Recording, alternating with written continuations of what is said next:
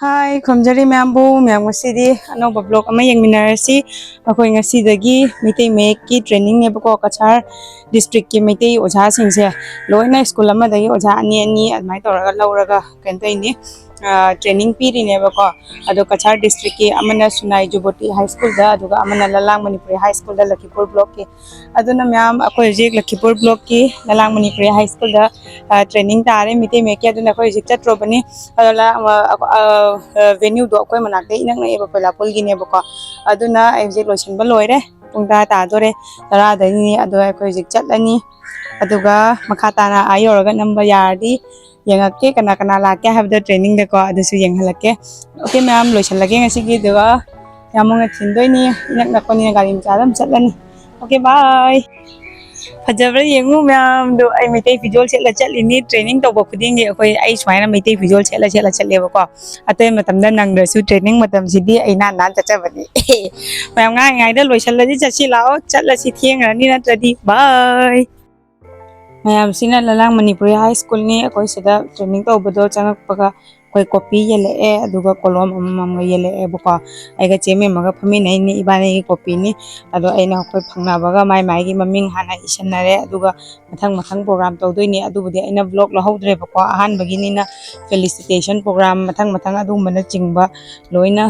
तौरे अदुगा मरकता tea break की मतम सिदा कोई चागा चंगांगा देगी बिस्कुट हावबंग पिजरे बको बिस्किट सेंग सिदी याम हावे एफलेंट टेनिंग दी बिस्किट का से हावते बको अदो मोइसदी याम हावे थुंगा याक तक तोरा याम हाव बिजातुनी जेमे मगा देदे अखोय अतै मैडम होय लाकपसिंग अखोय लोइना पुन्ना जामिनारे अदुगा सि मरक सिदा मोइगी मिटे मे की कैलेंडर अमखक मोइना कैनो तोइबको येलेबको अदुइदो 200 रुपीस तोरगा अखोय लोइ लौनारे माई माईगी अदुना आइसु अमखक जटलगा लौरे सिगी कैलेंडर सिनेबको दो अखोय स्कूल की दमकता सिस्टम अमखक लौरे आंगांग सिंगसु सुम तंबदा नुंगाइनाबगी हायना मिटे मे की दुनी पोक्सम लाइगी दुनेबको अदुदा सिदा पूरा डिटेल्स होइना इ लोनचुम मयेक सु मपुंग येक लोइना पुनों यावरे हाय तारे अदुगा लंच ब्रेक मतमदना अखोयगी कैनो तौरे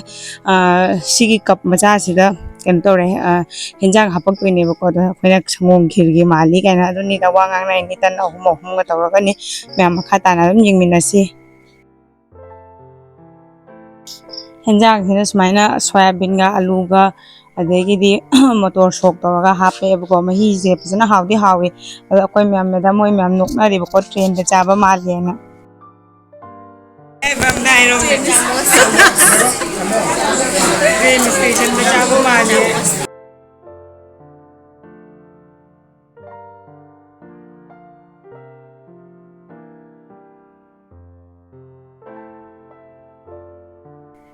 तंजे ओक्ट्राइना को अमुकमुक चटलागा मैडम मखकना चटलागा लौबिरिनि अहनसिंगा फंबसे याम नुंगायबको मोइदि फट फट फट कैनो तौवे चटलागा दुम लौरुई अखोय ओइदि काइसनादना चाबल लौबगा अमोंगा मोइदुनेबको अदने मैम चामिनरे स्माइ तौरगा अदुना अखोय छुट्टी थारकपगी टाइमिंग दुनि हुजिकसे हाया साबना लोइरे हे मैम अखोय हुजिक ट्रेनिंग लोइरे थोकले ओइमा खोंग ओइ चखरनि याम लौबदा आरो सेदना जेसु यावरे सरोगी औरगा यंगलके कैथेन गी सोमदगी हाइजलकपनेबको ललांग मणिपुरी हाई स्कूल से अखोय पोलापुलगी कैथेन ले हाइजलकपने दुन थोकलकपगा कैथेन पचे मैम लेरमे दो सेना मार्केट तो सिगे जरागा सोमदा दिदगी सिगे लेरे कैथेन इंजांग नापी मैम लेरे पुरेन नोय थोकलागेदा तल्लेदा गाय थबी ओ अदुदी फुइरे माइजे गाय थबीसे नहीं गाय थबीसे क्या नोने गाय थबीसे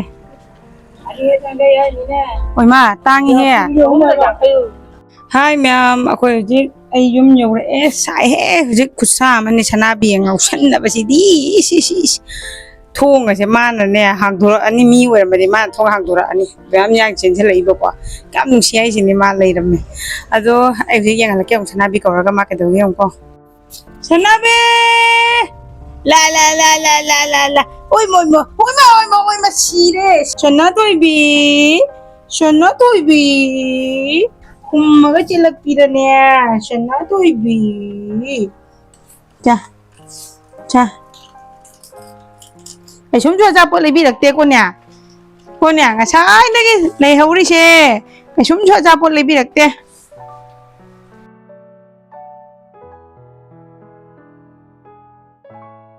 ꯃꯌꯥꯝ ꯉꯁꯤꯗꯤ ꯑꯩꯈꯣꯏ ꯂꯤꯁꯥ ꯊꯣꯡꯕ ꯑꯣꯏꯅ ꯐꯖꯅ ꯍꯥꯎꯊꯔꯒꯦ ꯍꯥꯏ ꯇꯧꯏꯅꯦ ꯅꯨꯡꯗꯥꯡꯁꯦ ꯃꯃꯥꯒꯤ ꯇ꯭ꯌꯨꯁꯟꯒꯤ ꯄꯩꯁꯥ ꯐꯪꯕꯒꯤꯅꯦ ꯃꯃꯥꯅ ꯇ꯭ꯔꯤꯠ ꯈꯥꯡꯗꯣꯛꯏꯅꯦꯕꯀꯣ ꯂꯤꯁꯥ ꯀꯦꯜꯂꯦ ꯃꯃꯥꯒꯤ ꯇ꯭ꯌꯨꯁꯟ ꯄꯩꯁꯥꯅ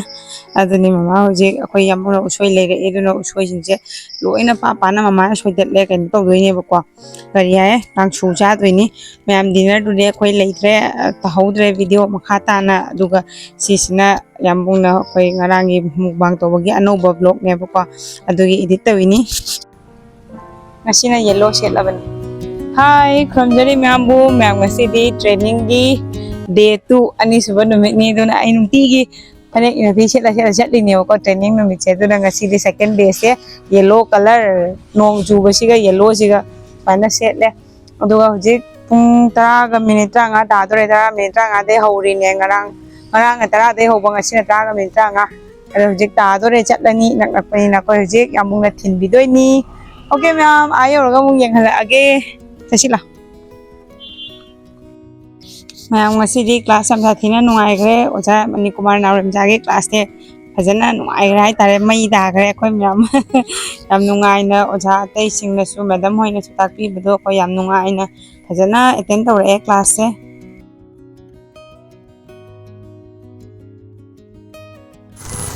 सनाबीसी याम लमिहनबनिको गाड़ी याम तोंगनिंगी दोंगा चखरे तू सनाबी यामुंगा आइगा यामुंगा कमंगा तारा चक्के तोइबको गातंग अदो सनाबीसिनाने गाड़ी मथक्ता पक्का पाखटखरगा मा ओइ तोंगा चखरे वाबो नुसाने नुसाना लावी मैम ngasiसे ngasiसे ऑफ ओइ हाय तारे खरा कइनो खंदे ngasiसे सौ खरा तांगनिंग बाय तारे कइनो खंदे ऑफ ओइ ngasiसे दुना खरा हेजांग हाउबा मचा नबगे ना येन चमथों चासेनाने येन चमथों लेबा चतोय चमथोंगी येन लेबा चतोयनेबको हौजिक सुथारे मिचिक यादम अदुना येन चमथोंगी हौजिक येन लेबा चतोयनी यामुंगना सनाबी पूरा चखरे अदु लोगा इबानी चतलोगा कमंगा रोमबसु चतोयनी मैमगी हलके लाए लाए सनाबी से लाए को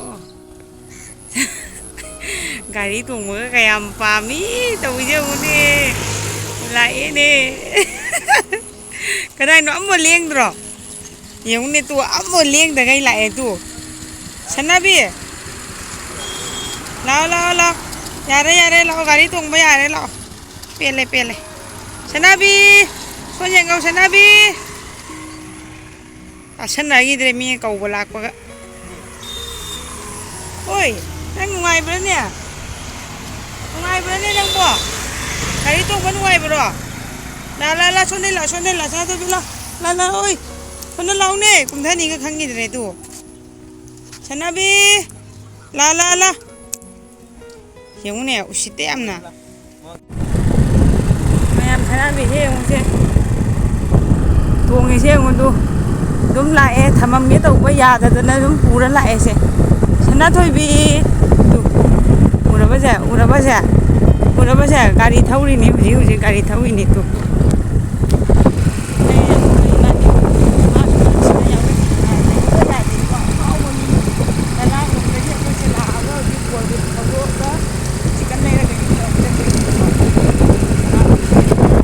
चिकन पिज्जा दोइने ngasi uraba tu se chumnagi natte ko koibadi yam sati pame koiba pam gra poni se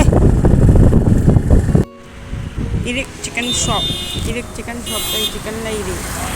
kana bi sida thammaga gari koyeng yeng fam koibadi koiba pam di kari hairone amok chengang je